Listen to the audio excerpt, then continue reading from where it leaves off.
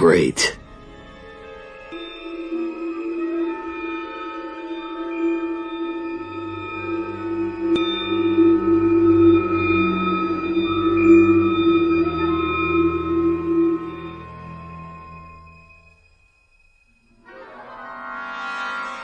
What are you doing, Kyle? Nothing. Do you believe that this stream of power will ease your pain? Or that you can safely wield the Force with anger in your heart? Yes. Go home.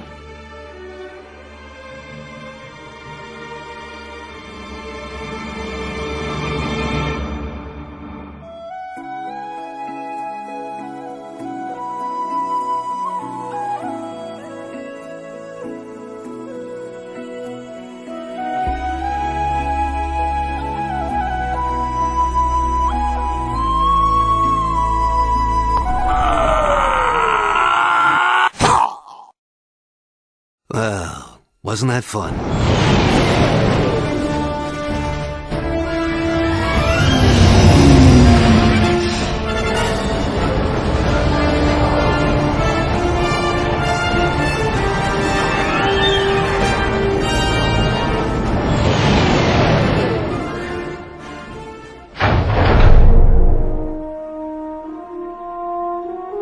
That worked out well. I thought I'd have to search high and low for you. You've come for your lightsaber. Yes. That doesn't sound good. Damn, that's not good. What's wrong? Not much. Are you sure? Yes. Great. I sensed a disturbance in the Force. I'll tell you about the sun while your trial is being prepared. Okay. Phew! What is that smell? I'm sorry, Kyle. I know. It may be worse than that. No one ever said being a Jedi was glamorous. Agreed. My moth was dead. That's good. Something nasty killed her. Very good. You've retrieved your lightsaber. Listen, Skywalker, there's even more to this than you think. You know I don't like you. You always smell. You look like an overgrown Kowakian monkey lizard. Good, that's settled. Kyle. Yeah? I just wanted to say... Stop!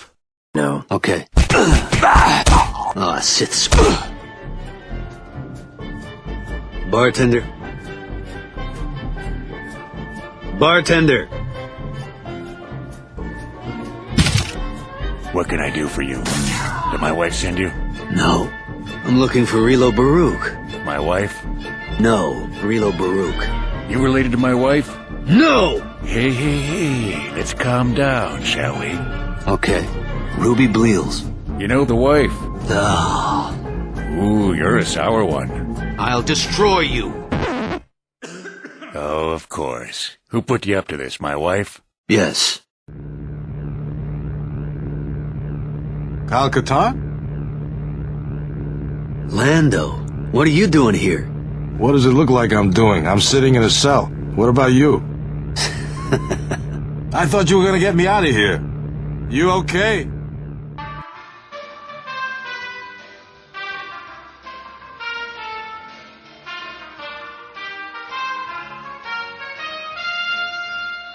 You there? You're Rilo Baruch? How dare you invade my chambers? Sorry. That is no excuse for incompetence!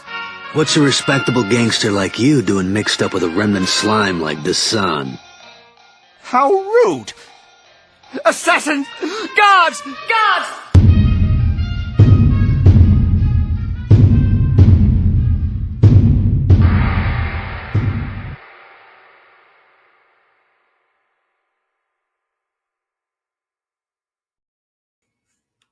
Good evening, ladies and gentlemen. That was again another great episode of Jedi Knight re-edited by EagleStriker. Still, like I've said before, one of my best, one of my favorites. I said this last episode that the previous one was my favorite, but I think this No, it just actually. gets better and better. I think this it's like fine. It's like fine wine. It keeps getting better and better. The farting scene. I was in tears. Literally, nobody could hear me, but I was. It was very, very enjoyable. I just love the little dialogue between Kyle and Luke and the whole Mon Mothma's dead. That's good. That's Something good. nasty killed her. Very good. That Very just always good. that always just gets me. Makes me this just nostalgia just set in. I really just want to go back and just play the games. But now since you've showed me this, I'm gonna have like conversations in my head while I'm playing the game. Well, imagine this. It's even as goofy, and it's doing a spoof on the storyline, but it still manages just to be actually some good quality stuff. Oh, good content, nothing less. Yep. So how's it going, good sir? Going good. How about you? Oh, I'm hanging in there. Living the dream. Absolutely. Another episode. I'm excited for tonight. I think we've got a really just great show in store. A lot of content to cover. We do. I'm actually excited, but ready to get this underway. Absolutely. And then so I did want to kind of touch on a couple of things that I found over the week, because Book of Boba Fett seems to be this gift that keeps on giving. Ugh. And we even got some old Star Wars EU writers coming out and making their comments known about the series. And let me get this right now. So here we have from Bounding into Comics. Shadows of the Empire novelist Steve Perry eviscerates the Book of Boba Fett. The stupid is strong here. I'm writing that quote down.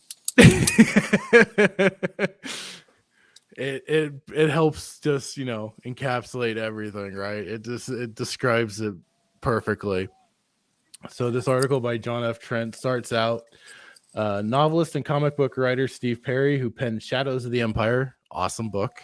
Suggest for anybody to go check it out. And then 12 out of 10. Oh, it's great. And then a book that got a soundtrack made for it. You don't get any better than that. And then was used for the video games, which was freaking phenomenal.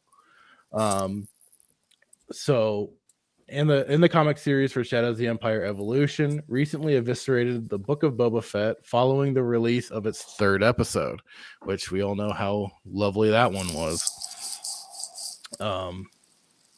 Perry made his opinion known about the show in a post on his Facebook page, where he didn't hold back and heavily criticized the writing and directing of the episode.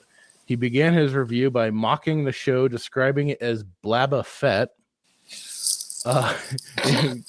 In quotes, the third episode of Blabba Fett is, not to set too high a bar, better than the first two up to a point.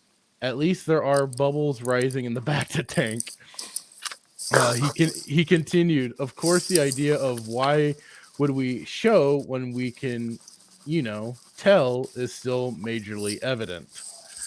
Perry didn't let up on his criticism. Instead, it got harsher.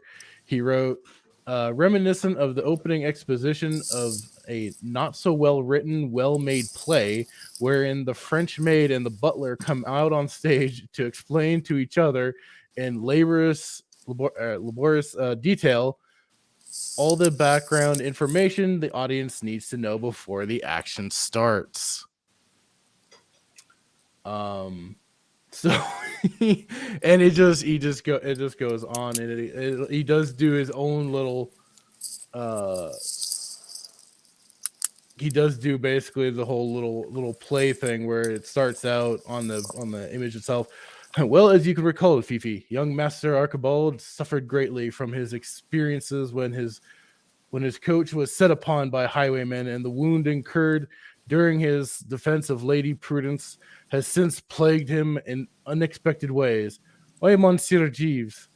Apparently, the doctor mistakenly told him the injury would make it impossible to sire children. The result of which is that his wife, his mistress, and 3 of his dalliances are all buns in the oven, as it were. Suck a blue bastard. I beg your pardon. And all he could do, he did have a bit of praise. He did praise the introduction of Black Chrysanthemum writing the Wookiee, a pirate-sounding name, if I ever saw one, is seriously badass. Give him that. Which was even what we were talking about, was the Wookiee at least, had a presence and was a cool-looking design on top of it. So, honestly, Bias aside, probably the highlight of, I know in the last I said it was Danny Trejo slipping in there as the Rancor Whisperer, but really just the Wookiee scene was probably a highlight for me. So good on them for at least doing that. However, that's where the praise stopped, and he began to took issue with the show's writing. Quote, then again, he doesn't really need to be all that good because we have Boba Fett security to offset that, don't we? Jeez Louise, do they leave the front door open, the alarms off, and are all of his guards dosed to the eyeballs on Ambien and smoking weed? He elaborated. Pretty accurate. Which was what I think we brought that up, was like, how is it that you have this, probably 7 foot tall Wookiee just come walking into the place, grab Fett out of his back to tank, and start wailing on him? It's like, how the hell does that manage to happen? In considering as far as we all knew, there was just that one doorway into Jabba's palace. I think the Gamorreans were probably working out or lifting weights while he was. Well, actually, that's kind of the. So, he continues, Perry didn't let up a 9 foot tall Wookiee who makes Chewie look like a shrimp, and with no known history of being invisible, just waltzes into the fortress, lumbers down the hall, into the clinic, pulls Fett out of his back to tank, and beats the crap out of him. And nobody notices. Somebody needs to call Acme Rent-A-Guard. Whatever Fett is paying his team is way too much.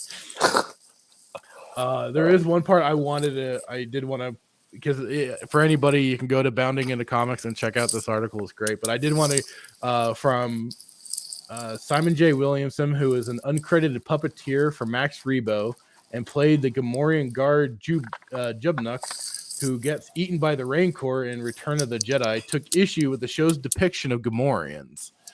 He wrote on Facebook, and another thing, what is this dieting all about in the Book of Boba Fett? Skinny Gamorreans? Cheeseburgers need ASAP. Yes. So, and also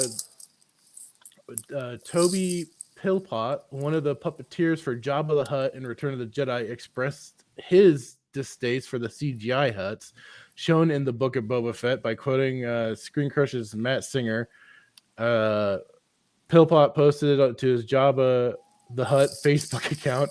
Practical Jabba remains the best. He then quoted Singer, now compare all those gloppy, squirmy, floaty, textureless Jabbas with the original creature who appeared almost 40 years ago in Return of the Jedi.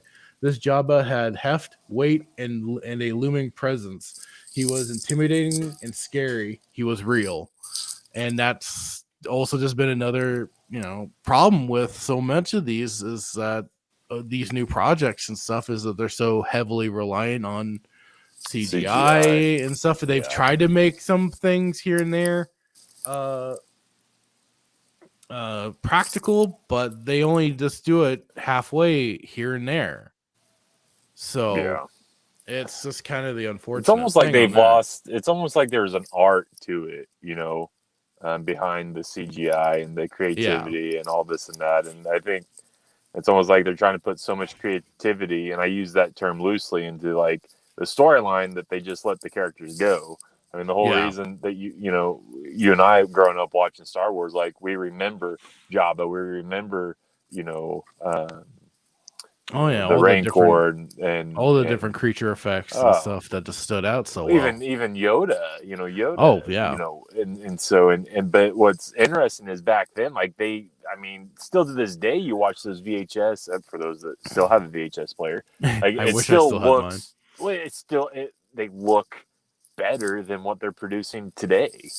So Call Lucas, figure out what he did right, because what you're doing is not right. So. Yeah, and everything looked lived in, and everything, had those proper scratches and dents, but didn't look like brand spanking new armor, and like they polished it every 5 seconds. So it all had that real aesthetic to it. That was just the best parts. Yeah. And so one more thing before we do jump into the episode. I did think it was kind of funny that I don't know when they do these little interviews, if it's like after show or something like that, but they thanks to Data Racer on Twitter, grabbed this clip of Tamara Morrison didn't like the writing in the Book of Boba Fett. He thinks Boba Fett talks way too much and tried to get it fixed multiple times, and I'm going to play the clip right now.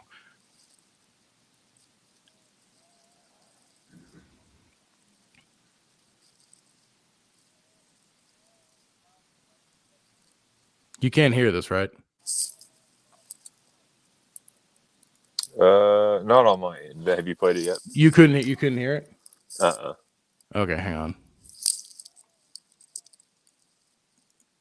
Let me redo that. Okay, there we go. My bad. Oh. Darn it. Excuse me.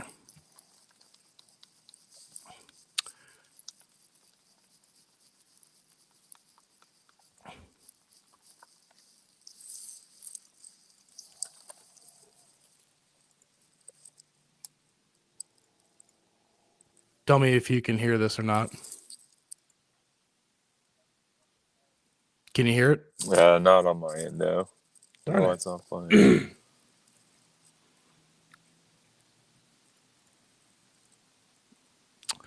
I just keep screwing this up. Hang on. Let me try it. Maybe I did just change what browser I'm using.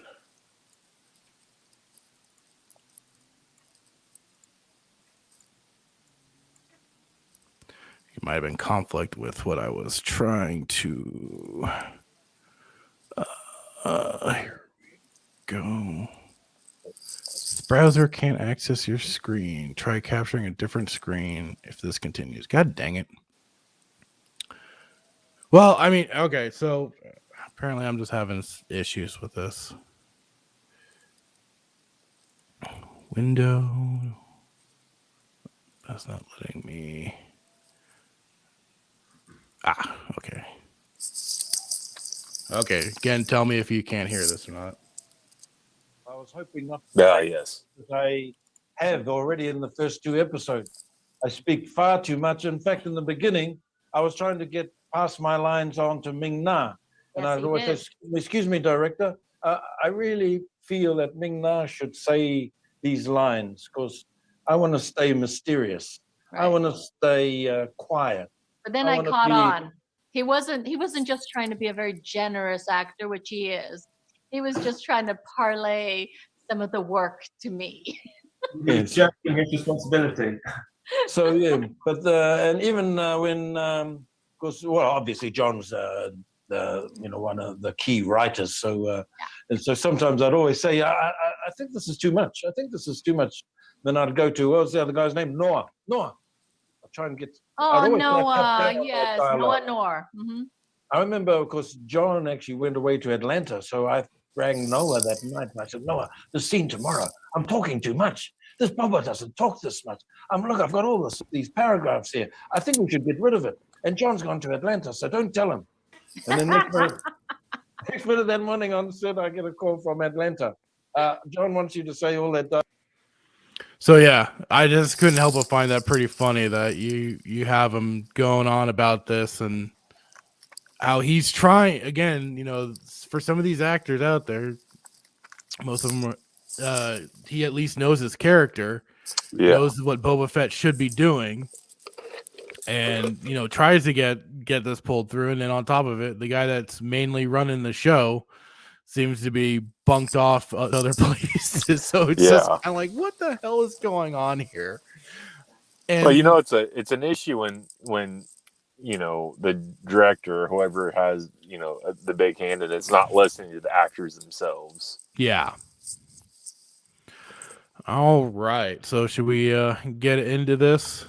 So excited. So excited. So okay, this is one thing that I was thinking about is, I swear for the pacing of these episodes has just been really weird and doesn't feel smooth at all. And I swear I feel like that they should have just done these first episodes just fully concentrated on the backstory instead of flashing back, because the flashbacks don't exactly interclude with or intertwine with the current story going on. No, it's at hard least to that's follow. the way I've felt about it. And it's just like we should have just had these first episodes just focused on the backstory. The backstory, and then it goes to present day, and then we could have picked up right from there. And I think would have been a lot better of a way of going about this. Oh yeah, it's hard to you literally have to pay. Well, for me, paying attention and trying to follow. Okay, this is a flashback. Okay, and then this is where it actually starts. Versus 1, 2, and 3, chapter 1, 2, and 3, backstory, great, love it. Well, not love it, but great, right, understandable, and then pick up on present day. But I agree. It's not the smoothest sailing, I would say. No. So okay, basically. Where should we start? We were talking before we went live. I have 3 pages just full of notes. I don't even know where to start.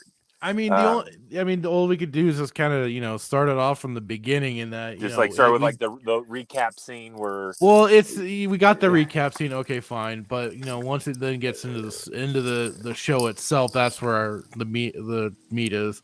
Yeah.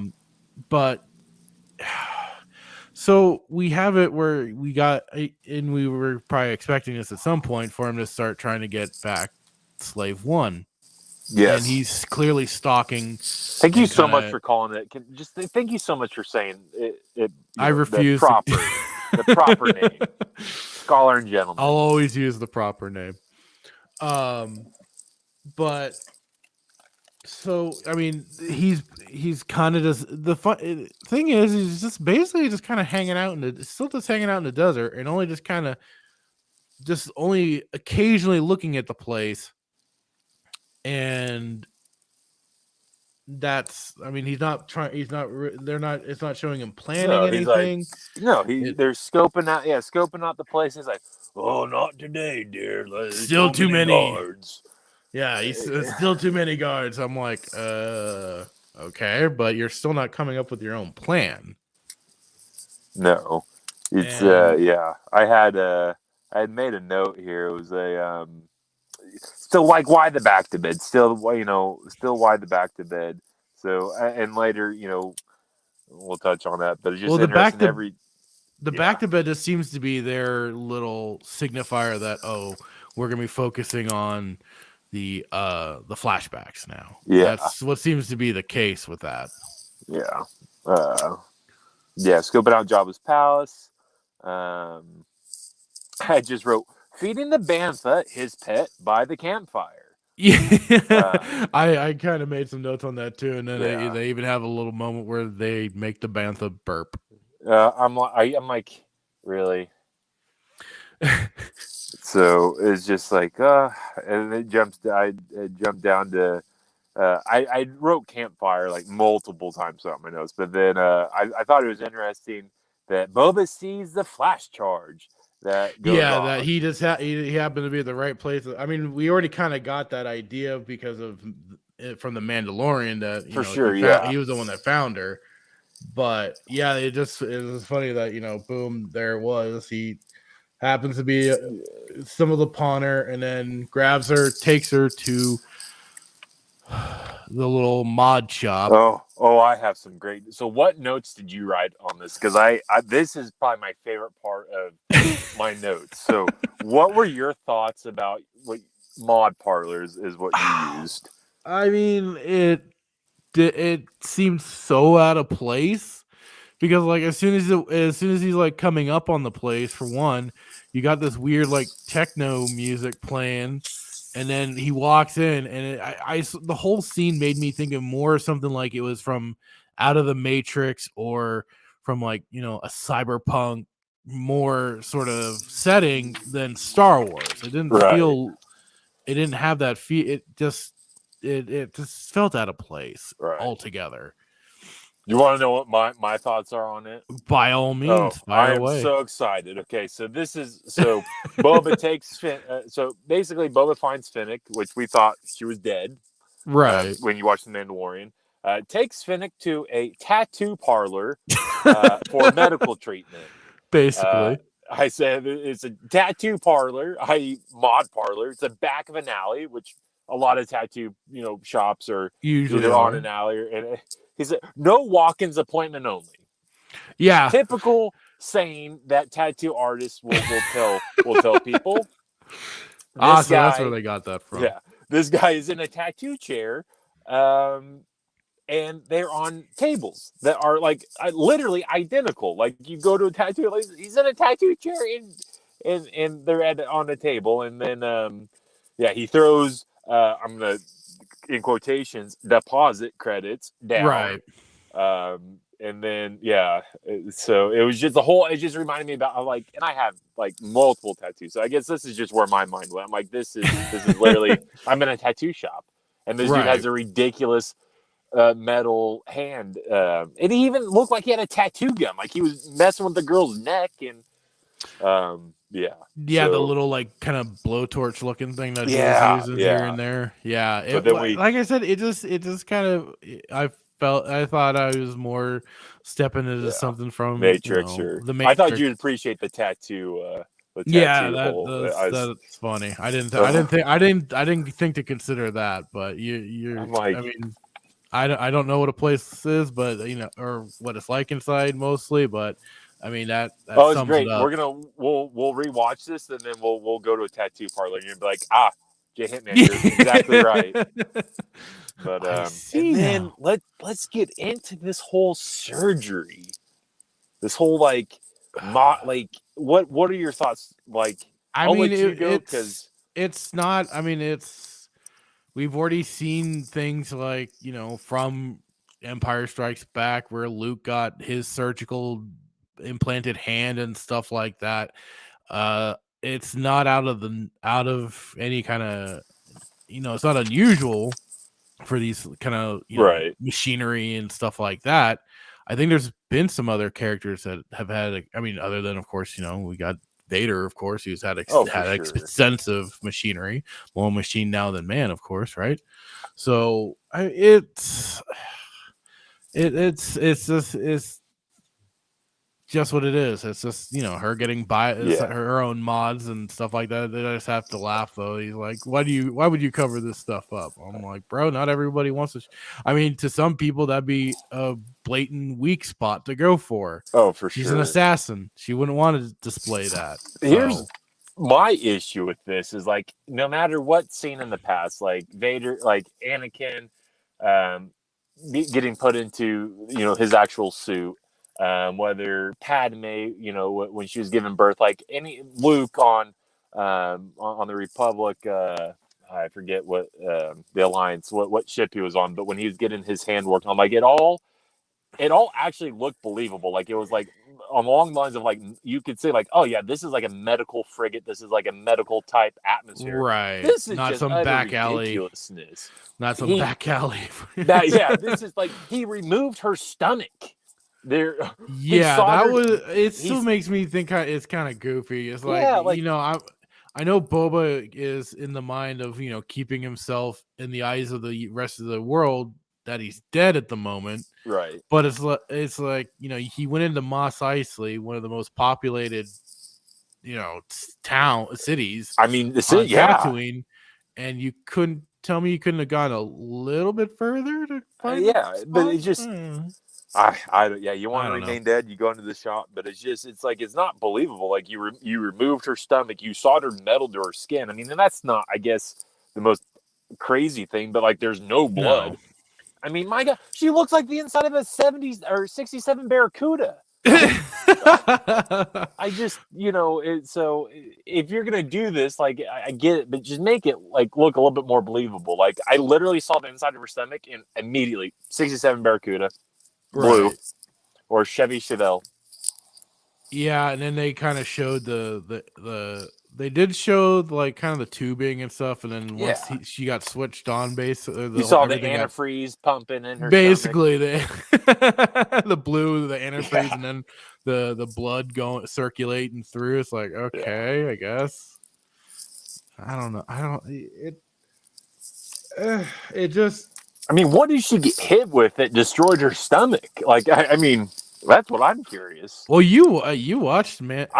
You watched season 2, didn't you? You watched season 2 recently. I finally, for those that are listening, Fractured Filter, I felt like I had to do my due diligence. I had to be respectful to the viewer and just watch it. So I did, and then I did see the scene where she got smoked in the gut, but it was just it wasn't like anti. Yeah, I didn't think it was anything that would have caused destroyed your damage, but maybe it was like a 22 round for a blaster rifle. So the equivalent, right. So, so then after the little machine shop. They're the campfire 2.0. Another campfire scene. I thought there was. I was rewatching it today because I just wanted to kind of get it fresh in my brain. But I did catch a little interesting line, where he was handing her those pods with the water or whatever, and he basically was almost kind of making it sound like they almost get a little addictive. Yeah, I heard that. It was someone, I forget the exact line, but it's like, once you kind of start having them, you can't stop. I was like, that's interesting. But we haven't seen him. We haven't been seeing him drinking anymore. So maybe, or he's just, maybe he's in bed with the Pike Syndicate and smoking spice and drinking this water, and that's why they're addicting. Oh God. I mean, everything tastes good when you're drunk. So I mean, maybe this is kind of along the same lines. Maybe it's like sake. Once they got heated up, it got that effect. I don't know. Or he's just now indoctrinated to the Tuscan culture of black melon. But no, it's just funny though, because they're just sitting around talking. He talks about his whole time with the Tuscans and how they treated him like their own, but they were first trying to use you like a slave, bro. Yeah, like.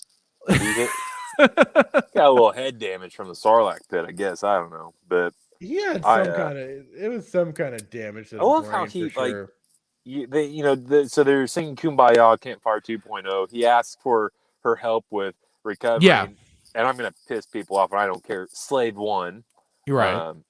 And then he kind of touches on he's nothing without his armor. And I wrote a note here. It's like, well, does Mandalorian armor make a Mandalorian? Like you say, you're nothing without your armor. Like I thought that was kind of interesting. And I know there's people that say, well, he's not a Mandalorian. And listen, we are going to, at a later show, we're going to squash this whole he wasn't a Mandalorian very, very soon. But yeah, I thought that was kind of interesting. Like I'm nothing without my suit, without my armor. Yeah, I thought that was a little goofy, especially considering he was trained by Jango from a young age. He was trained to not rely on the armor and shit like that. So the idea that he had to have that armor in order to be anything. He said, it's like, what? I'm not as persuasive without my armor. Well, if you'd keep the goddamn helmet on, you'd probably be a little more intimidating and everything, but you keep liking to take the damn thing off. Baldy locks. Okay, so they do that, and then what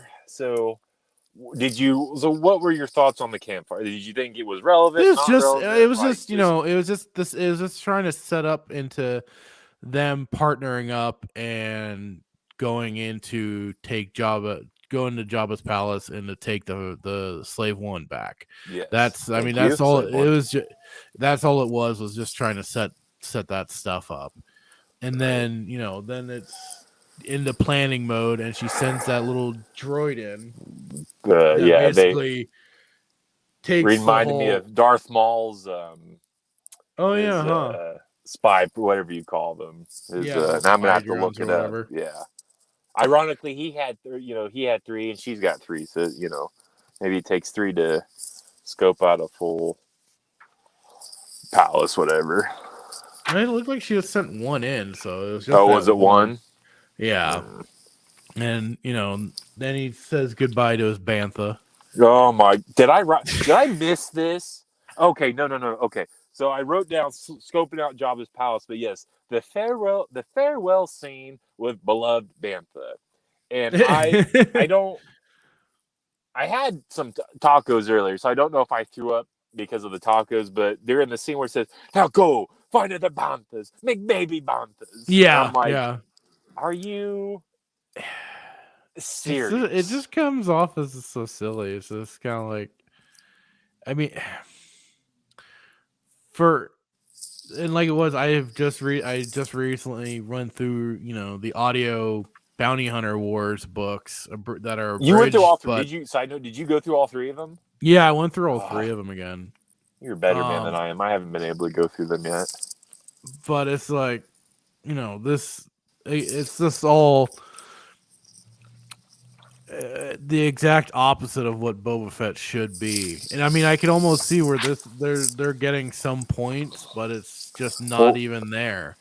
Interesting point. Maybe Favreau read all three books and was offended about how badass Boba was. So now he's trying to figure out a way to like humanize. And I don't. It's very interesting. Maybe he's like, oh, we can't portray Boba like this. We'll offend people. We got to make him more lovable.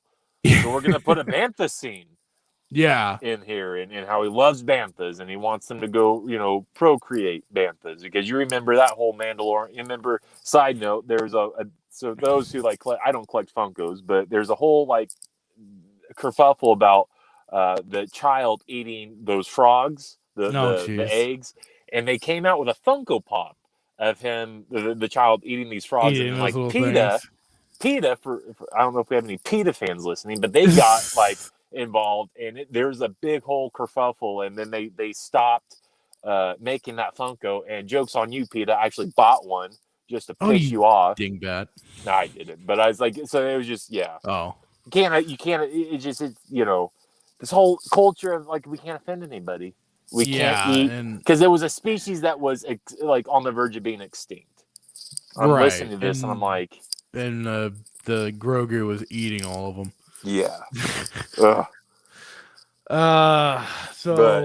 Says goodbye to his bantha, farewell, and then and then they get the recording back of the whole place, and I just kind of laugh when he's like, "There's too many of them still." I'm like, dude, is this Campfire 3.0 now? Are we just 3.0? I believe so. Yeah. Or is she talking about Yeah, and so I mean, the thing is, it's not unheard of. It wasn't unusual that Boba Fett would take a partner to help out with certain shit, but at the same time, he more used them. And was used more for, and that's what was funny when I was going through the Bounty Hunter War books again. Was like, he partnered up with Bosk and was basically used him as a distraction. Yeah, there was no friend. There was not really like a friendship. It was like it was an understanding. I'm only going to use you if you benefit me. Yeah, he was very basically. There was no like, oh, I actually care about you and I'm gonna offer you protection. We're not there yet, but I mean, no. It was. I'm not going to take a partnership with you if you're not going to benefit me, and if you're not going to benefit me, I'm just going to kill you. And what's also just completely silly about the whole thing too is like, he's still like, I don't know what to do, and she's the one that comes up with, well, we'll just sneak in and do it that way. I'm like, Bobo, you're dropping the fucking ball here. You're through that book series that I was going through, he was coming up with plans. He was, sometimes 10 steps ahead of other people, figuring stuff out before they did, and certainly hiding that he figured certain shit out before. It just he was a tactician. He knew what he was doing. He hadn't been in this line of work for as long as he had for not, being accomplished like he was. I think we need to go back and rewatch Return of the Jedi and see if Boba in fact hit his head when he was swallowed by the Sarlacc. Well, he because did smash into the sail barge. Well, touche, but I mean, he did have a helmet on. Yeah. But if he was wearing the same helmet that Favreau and Filoni created for this show, then I guess we should expect him to have some memory loss or acting like this. But I agree, man. Like, there's no, to your point, there, the ultimate, like, if you think about a tactician, like in the realm of Star Wars, like for me, it's Boba. It's the Mandalorians, but it's Boba, right? Like he, is the ultimate tactician. Like he right. You know what I mean? I mean, he's got everything planned down to a T. And if there's any chance that he's going to fail, like he's not like he wouldn't take it on if that that makes sense. So just very, very interesting. He's like, I don't know what to do. I'm so sad. I miss my Tuscan family, and I left my bantha, and I'm not gonna go work for anybody else that's gonna get me killed. So I'm just gonna sit here in my poopy diaper. Like, yeah. Anyway, and then they're doing the break-in, which I find funny as hell. Is that you have that big door, and then this happens to be off to the side, the little grate to cut into. Yeah, to be able to be able to get in through that little tunnel. It's like, wow, that was convenient and at all no way being guarded. I think Favreau is a Lord of the Rings fan because that reminded me of Helm's Deep. Helm's Deep, and then the little drain sewer, right? Great, whatever you call it. Yeah, it's just like, really, this is how you're gonna get in. What did she cut it with? Did she have the? I don't know. It was the dark saber from Bo-Katan. Is that where we're at? I don't know. It's like some weird little pen thing almost. I don't know. It just where she was able to slice across really quick, and it burned for a moment, and then boom, really quick. It just was, just kind of, I don't know, some little device that she used to be able to cut through. It was just, and it's like, so when you're watching, it's like, oh man, okay, so they're at Jabba's palace, they're planning the infiltration. Like, how are you gonna get in? You're expecting because Jabba's, that's an iconic scene, like the gate, the bit, call it a gate or door, whatever you want to call it, the palace entrance, the big old door. Yeah, you're wondering the thing that so. And once you see Jabba, you see why the door's so big. Well, yeah, I'm like, why is the thing so big? Oh God, Jabba is, dude. Oof, okay, Jabba needs a bigger door. This is not big enough. That you're expecting a big how are you gonna get in? And then you see a sewer gate or whatever, and you're like, wow, the sewer gate's okay. It's just like I said, it was just so funny that it just happens to be off to the side and well lit. Sure. Yeah, you had the big light basically shining on it. It's like, okay, it's like, thank you. Yeah, you thanks for that. Otherwise, what did you? What? See. Oh, I was just so yeah. I wanted to get your thoughts on. Well, you finished, but I wrote a note here. I want to get your thoughts on because I can't wait for you to answer this. Okay. The little droid fight scene. What are your thoughts? Goofy as all hell. You had the one droid that basically was like a remember General Grievous?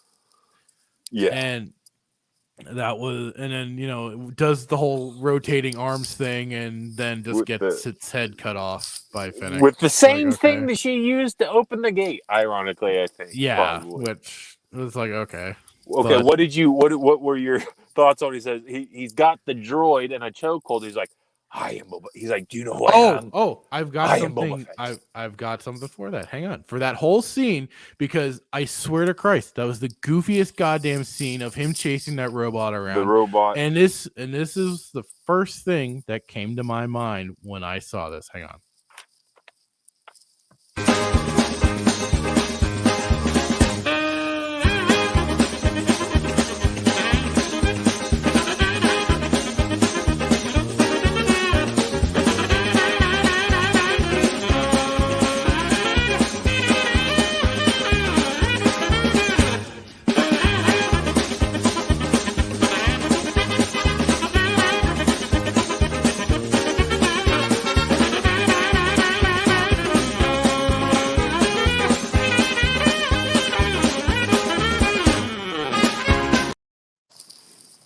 that was basically the way I looked at that whole scene was playing yakety sack to that him so goofily chasing around that freaking droid all through that room, and I just had to think it was, and my brother mentioned this too. Is like they didn't treat Mando like this, did they? They didn't have him doing some goofy shtick like this, and the only thing I could think of for such a goofy as hell scene is that this is just more of them deconstructing and kind of destroying legacy characters while they were building up their brand new characters, and it's it's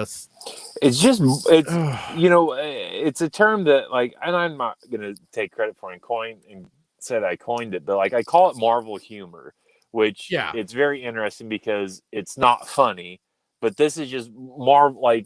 When you watch the MCU movies, you could just tell there's this not funny humor that they try to interject and it's just stupid, and this is just a perfect example of that. Is picking up chasing this thing, right? He's like, oh, where did you go?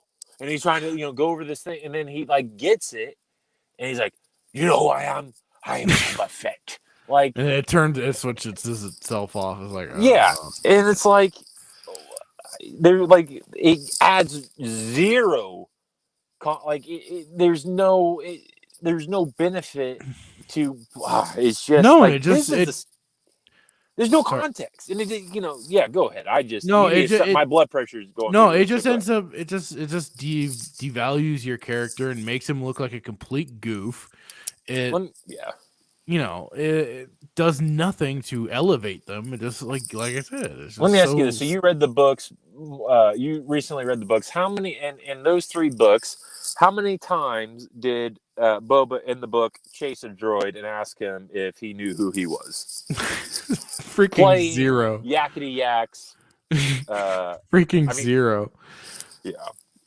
Didn't ever have to ask, do you know who I am? It's just called, oh shit, it's Boba Fett. Run. And then you crap your pants. Yeah. I had a conversation with somebody yesterday. We're talking about the original Boba Fett, and I was like, this is a guy to be feared. If you had a bounty on your head and you found out you didn't want him to have your bounty. What? You didn't want him to have your bounty. No. And you found out your day would be ruined. Basically. And it's and then you watch this and it's what happened? There is no other, you read the books. If you're EU and you're canon, you know Boba, and you know Jango, the Mandalorians, Karen Travis, if I'm butchering her name, I apologize, but the one who created the Mandalorian, and you read those books. I'm a huge Republic Commando fan, and you just these are I'm not gonna say race, but you fear they're people, if you for lack of a better term, on their bad side. They demand and command respect and fear, right? Right. And watching up to chapter 4, it's this is a joke. I would love to try to get Karen, if this blows up, get her on the show and just talk to see what are your thoughts on this? She's probably ready to go to war with Favreau and Filoni. Or she's on her own island. Last night, I was gonna say last night I know she'd already walked away after the whole Filoni and the Clone Wars and changing the Mando Society into a bunch of pussy fists. And it's just not even funny though. At the end of the day, it's disrespectful is what it is, and people it's just a show. Why are you getting all bent out? Because it's you're taking, somebody's hard work and their creativity, and you're just taking a fire spraying all over. Exactly. Disneyfication. It really the is, continued Disneyfication of everything. It's just, but it's almost like a culture that is being created. It's a divide between those of us that are purists, loyalists to Lucas and what he actually created, and then there's this new generation, the children of the mouse. I believe I used that earlier. Nice. and piss people off. That's fine, but it's just not funny. It's really not. So and it's sad. But it's just basically the endless consumption of new product instead of anything worthy of enjoying. yeah, what's the saying? It's a quantity over quality, right? And that's all they've been trying to do is make a bunch of quantity and not enough quality. Because it was for the original Star Wars movies, you had 3-4 years apart or so. Something like that. And it felt like, and I wasn't obviously around in 7. I'm not going to tell you my age, but I wasn't around in 74. But I'm telling you, I guarantee you, from when A New Hope came out to when Empire Strikes Back came out, it probably felt like 10 years. Well, and there is the anticipation. If I remember right, too, there was time in between the prequels for episode 1, 2, and 3. There was time. I do remember that. The Phantom Menace was like, I remember the build up to that, and there was time that you kind of rested. It's like, okay, there's a new Star Wars. Awesome. Let's see it. And I think also to give credit to Lucas. I know there's a lot of Lucas haters out there, but he took his time. And he was meticulous with what he produced, and there's a lot of people like, he did he had his time, but also he made a lot of on the fly changes and stuff like that. So. Yeah, I'm a Lucas guy at heart, man. But I agree. I think we're on the same page with that. But then we'll go down. I know that was a little tangent, but I think it's important to cover that because it's not funny. But we're down to so they're at Slave 1, yeah. So they're breaking into the hangar for Slave 1. Yes. It's basically Fennic Shin is taking care of business, and Boba Fett takes out one Gamorrean guard, and that's about it. Well, I don't even. Did he even take him out? He took out. Yeah, they each took out a Gamorrean guard, and then he basically then runs to the ship to get it activated, and then it's Fennic basically shooting all the weak way guys. Yeah, and. Is this beating up guys double her size and shit like that? But hey, I just want to ask this, and again, I'm just going to ask it. But do you feel like why is it that Fennic, and again, female, that's fine, whatever. But why do you think that every single time Boba gets in a fight, Boba's the one to run off, and Fennic has to do all the hard work? Is this again not to offend anybody? No, I think it's is it all women can be just as. I think it's again propping up their new characters, their created characters. Yeah, because Fennic was created from Mandalorian, so at least last I recall. But she was in Clone Wars, but again, that was Filoni. So again, that's Filoni propping up his characters. I just find it always happily do that. It's like what he's done with Ahsoka over all this freaking time. It's like old man Fett gets one shot in. Gets one lick in if you can even if he can even get a lick in, and then he runs off, and then Fennic comes in and saves the day. It's happened multiple times. He never once picked up a blaster and started shooting people too. He's trying to remember how to turn on. He's got an old man moment trying to figure out how to turn on his ship. Yeah, basically. But yeah, the whole fight. What did you think about the fight? I know there's not a lot to talk about because she's not really. It was just shooting everybody. It was just her shooting everybody.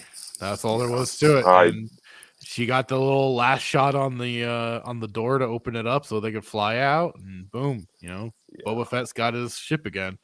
Yeah. So and then there is some, I think, dialogue between them two, but then it's almost because he's like, "Oh, I can drop you off anywhere," but she's like, "No." She's just basically sticking around. Yeah, it's like I'll go for the ride. And so. That was then he blows up the biker gang. Yeah, the Hell's Angels. Was it the Nikto? Was it the Nikto? I don't know. I know they're not canon. I don't believe the Nikto bikers. Is that what? I don't know what they are, but it was just him going and blasting them. Which I think it's funny that at least they have proper speeder bikes. They did have proper speeder bikes, but they didn't have the God forbid they actually Vespas. use them anywhere else. Yeah, they didn't have the Power Ranger Vespas. Oh God! I still haven't recovered from that episode. By the way, thank you very much. And that meme I still have in my head. And then we get to another moment of stupid. This is it. What I think it is. The Sarlacc pit, where he decides that he's gonna fly in and look at the Sarlacc pit, thinking his armor's in there when he should goddamn well know he escaped it with his armor on. So why is he trying to sink his ship into the stupid Sarlacc?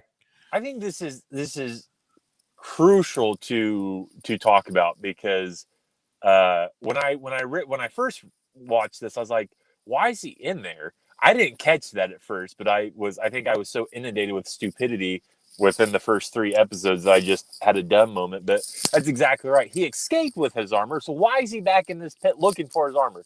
Did they shoot this? Was this like an honest mistake on their part, and they just didn't know? And they're like, "Well, we've already aired it. We can't like go back." Or was like, I have no idea. Crap! Like, why we just filmed this part, and like you actually came out with it. I have no idea what the reasoning is behind this, because this only just goes into what Perry was saying. The stupid is strong with this, because. But do you honestly think it was like an honest mistake on their part, or do you think like they were just? Well, what I probably think is that it was padding, but that's probably to pad out the show to make the episode a little bit longer or whatever, or just to fill time. But it just seems like again, that moment is stupid.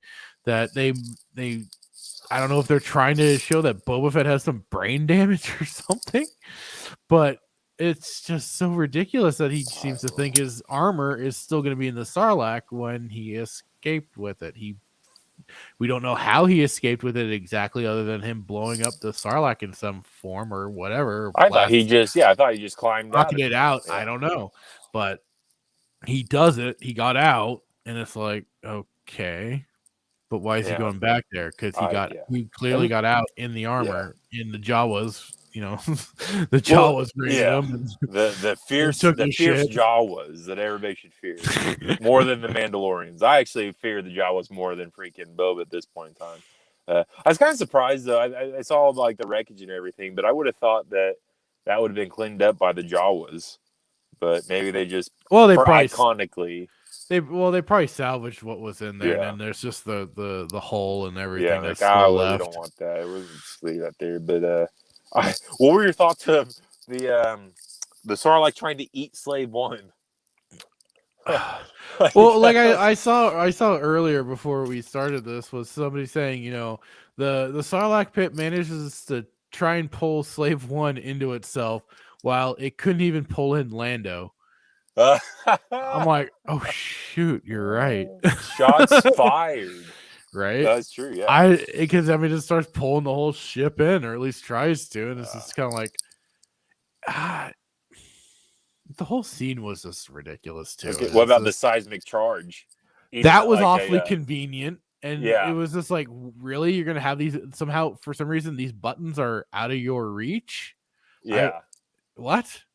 She should have been able to reach it without dislodging, but whatever. And man, what a stroke of luck! It just happens to fall the way it does into then the Sarlacc eats it like a lollipop or a Jolly Rancher. Yeah, and boom! So we got our hey, remember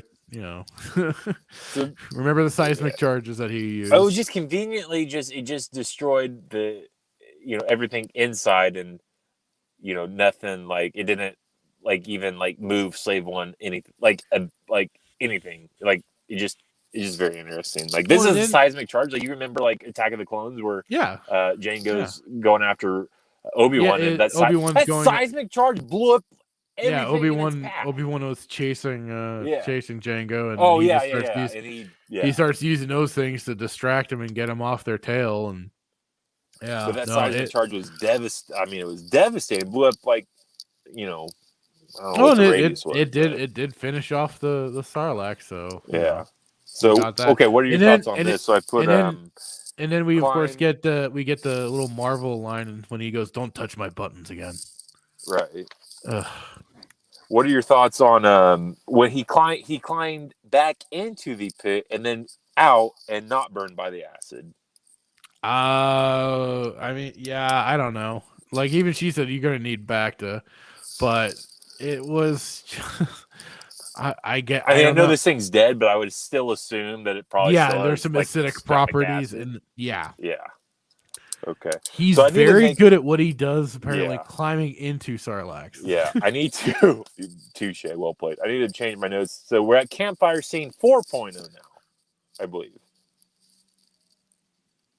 Yeah, Is this that's right. Yeah, because that's when now they're kind of making these plans about him starting his own house. And although I thought the line was very poignant when she's like, "The Tuscans made you soft." I wrote that down. Ironically, you just said that. That's interesting. He's like, "No, they made me strong." Right. So yeah, it's just basically him on the idea of wanting to start his own criminal organization. Right. So we get done with 4.0, and then this is where now we're in the present. I'm assuming. Well, it does the flash over really quick to him killing Bib Fortuna. Yeah, which was that? Did we establish was that his clone? I don't know if it's relevant, but the Bib Fortuna that he killed, because I always thought the fatter Bib was the clone of Bib Fortuna. Clone? There's no clones of him. I thought there was a clone. I thought I was reading an article. I'd have to pull it back up. That there was a Bib cloned himself or something like that. I don't know. I don't think so. Okay, well then I'm not going to recommend to follow this guy. I couldn't imagine how Bib Fortuna managed to get his hands on cloning technology. Yeah, Considering that was strictly within basically Palpatine's control. That was actually a test. I was testing you for actually till you pass. So I'm not going to recommend this guy who wrote this article. He's a shyster. Don't trust him. But yeah, so present scene, back to bed, and then the droid's like, "Congratulations, you're all healed, Lord Fett. You're fully healed. Healed from what?" And then she then Fennic makes the line about what about the eternal wound or internal scars or yeah. He's like, those might take longer. Yeah. So, and then where do we go from there? Is it the casino scene? Yeah, because he feels he has to now make his presence known. Yeah. And then that's where we get back to Kursatan and Angry Wookiee time. Oh man, yeah. So did you? So I wrote down here the casino scene, and then playing poker with Uno cards. I don't know if you caught that. The freaking cards that were on that table looked almost like Uno cards. I'm looking at the scene right now. You're right. They do look like Uno cards. Yeah, playing Uno with poker chips, which actually would probably make Uno, I guess, funner if you did have poker chips. That's funny. They do look like that. That's funny. But it's funny. Drunken Wookiee decides to start a bar brawl with the Trandoshans. We have the barmaid or whoever, the bar owner, come out and start talking him down. Was it Kersantin? Yeah, Kersantin. Kersantin, yeah. She references the pits, and I don't know. I need to do more research on the pits. I don't know if that's a Kashyyyk thing or... I don't know where that has taken place in this era. Yeah. I just know they have had dueling arenas and stuff like that set up. It's almost like he's got PTSD, like a PTSD flashback or something. Well, that's been established in some of the lore too. Is that there's a lot of animosity between Trandoshans and Wookiees because Trandoshans are often hunting Wookiees, and enslaving them and stuff like that. So there's some bad blood there for sure. Yeah, just a little bit. But... And we don't really get any reason why this Wookiee decides to haul up on these Trandos, other than the fact that they're being a little rowdy and whatnot, and winning up some money. But he just decides, you know what? I'm having enough of their shit. I'm gonna mess their day up. So what were your thoughts on that scene between Kersantin and the Trandoshan? Because from my understanding, again, like canon, Trandoshans are pretty fierce, species. Yeah. And then he just handles him like a rag doll and rips his arm. And I get Wookiees are very powerful, but it's like he's not even fighting back. Is this like a? My only guess is that these are just some different Trandoshans that aren't quite as. But yeah, the fierce. That'd be the only reasoning I would give for it, is that these ones are they seem to be more. I don't know. They gave Bosk a bad name. Yeah, if it had been Bosk and Chrysanthemum, there would have definitely been. It would have been a messy fight. I probably would have I brought my. I don't know. This would be a fun thing to kind of do real quick. Who's your money on, Chrysanthemum or Bosk? I'm taking Bosk. That's a good one. 100%. Should do a poll. Who chooses Chrysanthemum and who chooses Bosk? If you choose Chrysanthemum, you're going to choose Chrysanthemum, aren't you? I think I am. Are you really? Well, okay. It all depends on what kind of setting we've got. Now, if it's like this sudden bar brawl where he's the one hauling up on them first, yeah, I'd say he's going to have kind of the advantage. If they have a even dueling playing field and they're going to be, they got weaponed out and everything, you might be right. Bosk might end up taking it, but we haven't seen everything this Wookiee's capable of. No, apparently, true, though, he's very stealthy considering he broke in. You have Boba hiring Paul Blart Mall cops for his palace for security. That'd be fun. I want people who listen, like, just put in the comments like who you choose. Like I said, I'm Bosk, you're Chrysanthemum. We should make it happen. See who would win. It would be interesting to find out. Right. So we got that whole thing. Yeah. Well, was it then? I still like though that even though she was trying to talk him down, he still at least ripped one arm off the Trandoshan. It's almost like she was like trying to talk him down, but egg him on at the same time. Huh? It was almost like she was trying to talk him down, but like slightly like feeding his ego at the same time. I don't know. That was how she was trying to reach him. Basically, was to calm his shit. You're a champion, and he's like, "Oh, I'm going to show you a champion. I'm going to rip his arm off." That's basically what it boiled down. That's basically what it boiled down to. Because he's like, I'm a champion. He rips the arm off, but like I said, of a bygone era, post Wookiee slave time. Okay, so. Biggest question of the night.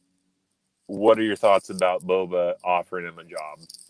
It's not surprising considering the goofs he decides to hire for his freaking organization. Okay. He seems to like hiring people that try to kill him. Yeah. Okay, so what is your opinion on this? Who has Boba's best... This is going to be funny. Who is Boba's best hire? Out of all the goofballs he's probably Chrysanthemum. Well, between Chrysanthemum and Fennic, I'd say those are the two that are probably best employed to him. I was going to go with the Fort Lauderdale bod Gamorreans. God. Oh, I can't even right now. Okay. So offers him a job. I thought, I was like, well, I guess if you can't beat him, join him. And looks like he does need a job. And then kind of go down to, I think, the meeting of the 5 seasons. Well, this is something I want to kind of say really quick too. Is that I was wrong. I thought the Wookiee was going to make a bigger play later down the line. I didn't realize that he was going to hire, Chrysanthemum right off the bat like this. Yeah. Like I thought the Wookiee was going to come into a play like in the final episode in this whatever war is going to go down. Right.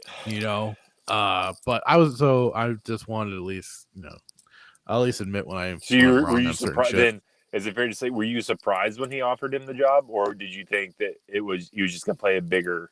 Well, just because I thought it was going to take a bit, I thought he was going to have that role later. Yeah, I was a little surprised. Here's a fun question: are you surprised by the type of pace that has been shown in the first 4 episodes? Like, is it surprising, or do you think that they could have waited, I guess, longer? No, because they apparently only have like a certain episode run. They only have like 7 episodes. Is it 7? Yeah, something like that. Yeah, I didn't know if it was 7 or 8. I think Mandalorian was an 8 series. Were they 8? Was it 8 episodes for the Mandalorian? I don't remember. 8 or 12. You may be right. You're often all right, but yeah. So I don't know. Maybe they have to do, move things this quick to get all this. But they aren't. It's like I said last week. They're moving everything at a snail's pace. Maybe they're doing it. Maybe they're doing this because they're going to have multiple seasons. Maybe they'll try to do like don't 8 know. episodes for a 17. So maybe they're trying. You know what? I'm going to say this now, and we'll find out in 19 years if I'm right. Maybe they're trying. Maybe Favreau and Filoni want to make the Book of Boba like NCIS, 21 seasons. Jesus, I hope not. I'm done. I quit. Oh, okay. So yeah, now we are on to, like you said, onto The meeting with the families. The meeting with the different families, and again, we get it started out where more Fennic's talking, but then Boba, of course, has to open his fat fucking mouth again. And again, it's all, I'm not trying to take your territories or anything like that. Just trying to come to an agreement. Oh, and we seem to have lost Jay Hitman. Let me see if I can get him back. He has a nasty habit of doing this. Oh. There you are. Got kicked or something happened. Technical difficulties. Okay, what did I miss? So it was just basically the whole, getting into the little meeting. Yes. Of the 5 families. So again, they're kind of all back and forth, and then he gets you get the little jump scare from the Rancor underneath. Yeah, and he feeds it. So it's kind of like him doing his own power play of showing that he is kind of coming back into a level of power that Jabba had. And it's like he just tells him, which is kind of fun. I mean, he admits it later, but it's just kind of funny that in this moment, it's like, you don't have to be involved with it, but just make sure you don't try and double cross me or stay out of my way. And it's like, you do realize you're talking to a bunch of scumbag crime lords, right? What did he call scug holes? I believe is what he said. I'm gonna start using that. I'm just gonna start calling everybody I don't like a scug hole. You're a scug hole. Yeah, essentially, like, just remain neutral and don't cross me. He thinks that that's gonna work out.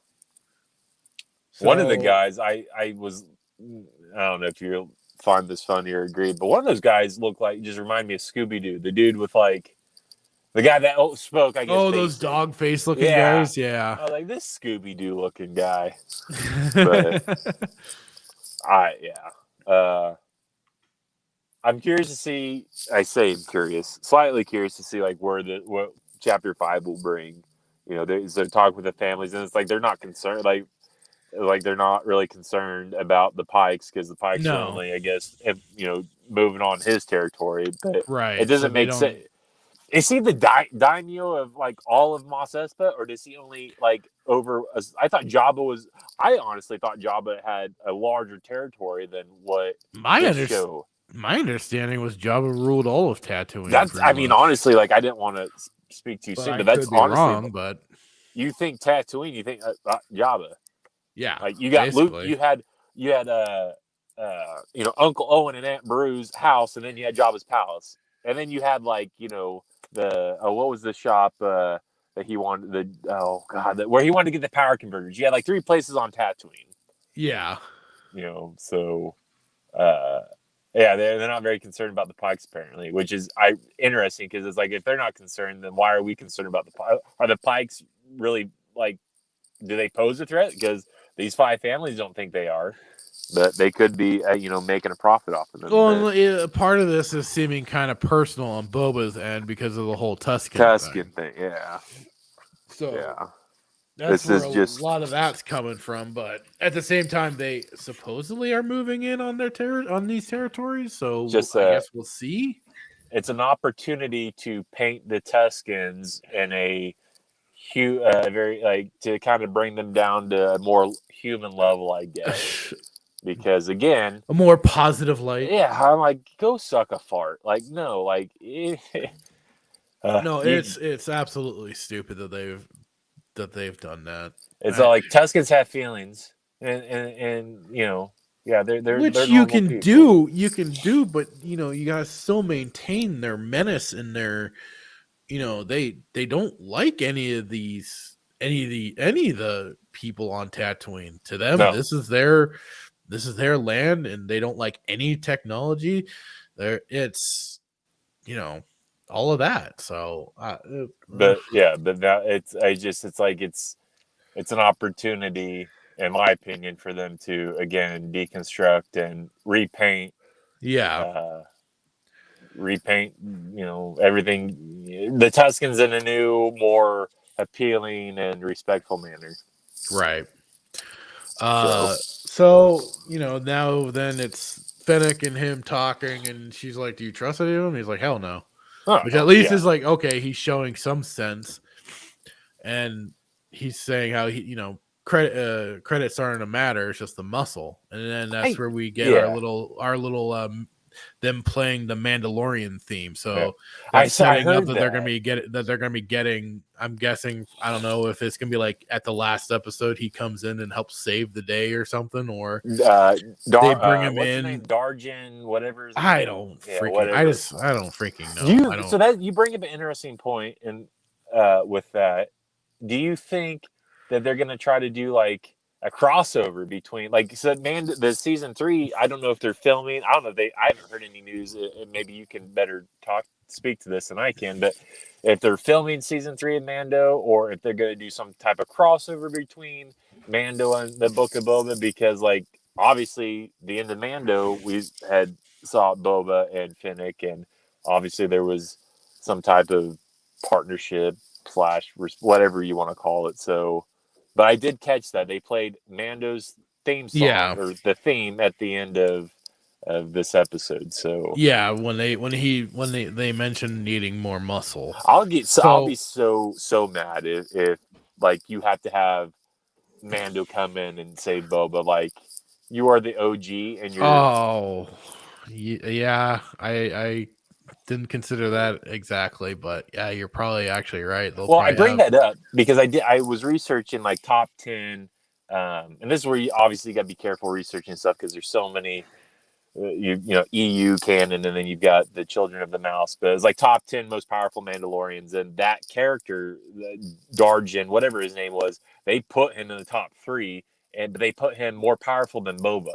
And I read that, and I was like, who wrote this? I'm going to blast them on every social media platform that I've created since the inception of this show. But yes, I'm not lying. Like, they put him. It's like there's like Mando the Great or something, like Mando. It was like the Mandalore, and then it was like Darjan, whatever the guy was, father of Grogu, and then Boba, and then Jango was like number 4. I would easily put both Jango and Boba above him. I mean, there's no competition. Yeah. Well, this guy thinks that his credentials warrant him to have a higher opinion than most. So, but yeah, I wonder if that's going to be the case. And if it is, you and I are both flying to wherever, California, wherever Disney or the headquarters is, Lucas, and we're raising that place to the ground. I'm calling it right now. That's what they're going to do. Amanda's going to save Boba. Fennic's going to run out of antifreeze, so her stomach's going to give out, and then he's going to have to come in and save him. That wouldn't surprise me. I'm writing it down right now. Well, or when Mando comes in, he has a moment saving Boba Fett, but then he gets taken down, and then Fennec saves both of them. Well, it makes sense because Boba helped Mando, and now Mando would need to return the favor. Right.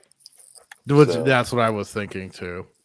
You and I could do a better job writing a story for Disney. Monkey throwing feces at their wall would do a better job than these people have writing these Star Wars movies. It's very true. At this point. It's very true. Random things on the wall and just throwing their feces at random ideas. Yeah. Because I mean, that's basically all they're doing is throwing random ideas at the wall and seeing what sticks. Right. Well, this is probably my second favorite part of the show, is getting your thoughts on it. So we talked about 1, 2, 3. We're to 4. What are your thoughts collectively through the whole episode? I still think that this series is plagued with bad pacing, and I hate to be one of the many people that kind of wank off this one show, but the series Cobra Kai does a lot better job at pacing out each of their episodes, and they're all 30-minute episodes, or about 30 to 25 to 30-minute episodes in a 10 episode season. and they managed to pull off a lot better pacing and kind of ending, and just kind of getting the each episode at a good point to end it, that makes you go, God dang it, I want to see more. I want to see more. And it's just they just only take very baby steps, even though they have a very limited run for the show. And I'm just like, and it just, again, it's them also continuing to basically emasculate Boba Fett, make him look like a lesser character than the Filoni created characters. It's just more that, destruction of legacy characters. And it's just kind of like, dude, what are you doing? You could, if you had just taken the abridged version of the Bounty Hunter War books that I was listening to, you take those and convert that into a TV show, and my God, that would have been awesome to see. Because you would have seen Boba Fett be Boba Fett. Right. Do you think that they're doing this because it's a pride thing? Like they knew what George, for the most part, on a consistent basis, what George produced was iconic, legendary. And if they had taken and used what he produced and ran with it, that, I don't know. I try to figure out, like, why are they so afraid or so apt to not follow like what George produced? Is it they are just set they are set in their ways, like, no, we are going to separate George from us. We're going to do our own thing, even if that means producing just crap on the wall. Basically. Versus, no, we're going to take these books, we're going to take an iconic figure as Boba Fett, and we're gonna run with it and take it to new heights. Because they could have, to your point, you're absolutely right. They could have read those books, and they could have done so much more. But I feel like Disney and the mouse have their mindset on, like, no, we're gonna do our own thing, and we don't care how reckless we are with it. I understand wanting to do your own thing. I get that. I really do. But for the fact that, the Star Wars EU has had such a long time building up, and while some of it, yes, is a little convoluted here and there, but I mean, it's been established to many, many people. This is canon. This is the continuation of the Star Wars story.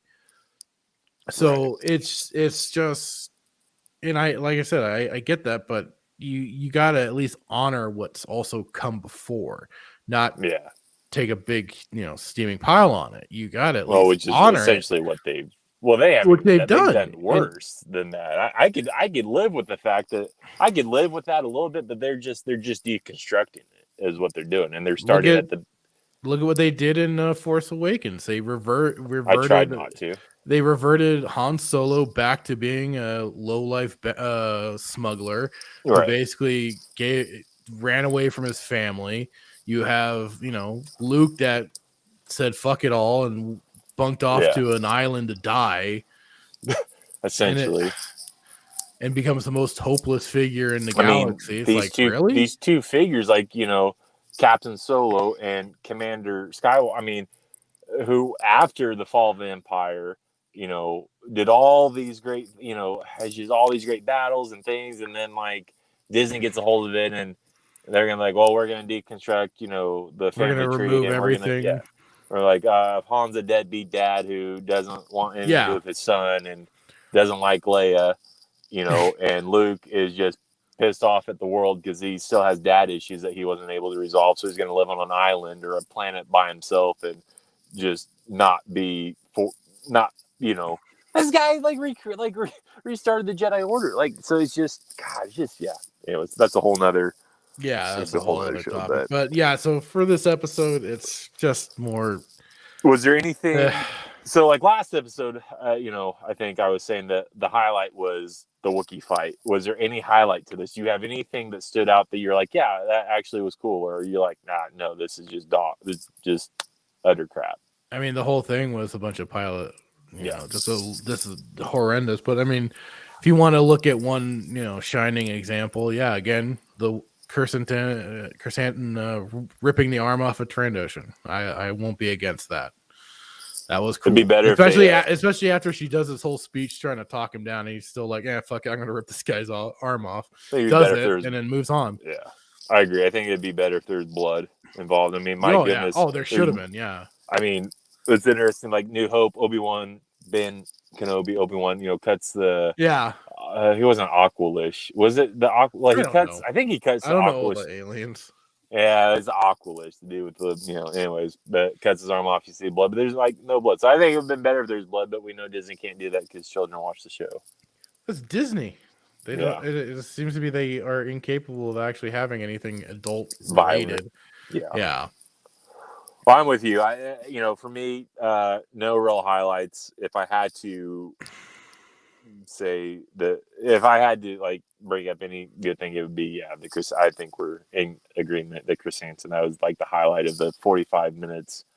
That Yeah, basically 3 good minutes out of a 45-minute episode.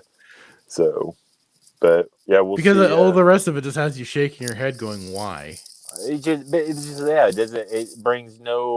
does nothing for the story. Like, no, other than it's just showing him getting the Slave One back. But I mean, is that going to come into play anytime soon? Yeah. I mean, other than him getting his little bit of revenge on the biker gang, I mean, is that going to be any current? Are you going to use Slave One to, I don't know, eviscerate the Pike Syndicate? Like, I don't know. Because I mean, he said he's gonna be working on it himself. So, I did think it was kind of funny though. Like, in the entirety of Star Wars canon, they like, money is not a thing. Like, people don't use the term money; it's always credits. But he used the term. If I had to, like, this is just me nitpicking. It kind of pissed me off. He's like, money's not, like, money doesn't mean, or he's like, whatever. I forget what he said, but he used the word money. I'm like, yeah, that's credits. But what's interesting, I thought, she was talking about the treasury, so I thought that she meant like Jabba's like treasure, but then he was talking about like his credits. his own personal stash. Yeah. But I'd give it a solid 0 out of 10. Highly don't recommend. I'm guessing that's going to be our whole review for probably, this whole series. But it's just it don't just there are probably other better things out there that you could be watching. Yeah. Or just going to I'll say to people, go to the audiobooks, because the audiobooks are basically like getting a movie or episode or something like that, because it's a lot of times they'll include music, they'll include the sound effects and everything. And it's great. I do want to say this. I think one benefit that is coming out of this show is that I think I'm seeing, like, everything, at the beginning of the shows, you post these videos and these articles. I feel like I'm seeing a lot more EU loyalists like coming out against this show. So it's like they're trying to almost like, and I could be wrong, but my whole thing is I feel like they're trying to create their own thing and silence us, but like we're coming out against them, like, no, like, this is stupid. I think there's a lot more people that have been trying to speak out against this. Yeah, like, they're waking up. I'm like, no, like, you guys, like, no, this is not a thing. Like, you want to go to war with us? Like, fine, like, we'll eviscerate you. Right. I don't know if that's, but I find it's kind of refreshing to see these guys, even like you're mentioning like the guys that portrayed, or the puppeteers or whatever, like, coming out, they're like the original OGs coming out. I'm like, this is stupid. Like, what are you doing? Yeah. Like, so we'll see where it goes. I not that, like, I think Disney's going to like get wind of it and they're going to change it, but it, they could be like, oh, well, maybe we have screwed this up, and look at all these guys coming out of the woodworks. Going to affect our pocketbook. Oh, you can only hope, right? So hopefully somewhere down the line it'll start affecting that pocketbook. Yeah. So overall, 0 out of 10. What's your score? Negative 1 out of 10. Yeah, 0 out of 10. Yeah. Just for everything that they did, I'd say it's a 0 out of 10. It's just, I'd rather go to the gym and work out for 45 minutes than watch this. At least that's more productive. I mean, yeah, and you know me, I don't like running, so. But I'd run away from this episode real 10 fast. Times. Yep. Good stuff. Right. Yep. Okay, so I think we'll be calling it there. Good. Again, bunch of fun. Everyone. Always a pleasure, Fractured Filter. Oh yeah, always fun. Can't wait for another ridiculous episode Wednesday and to do it again Saturday. Absolutely. So we'll see everyone next Saturday. Signing off. Do your customary sign off. I don't have one, so I'll just So we say gotta, goodbye. yeah, We'll come think up of with one. something. All right. Okay. All right. Ending.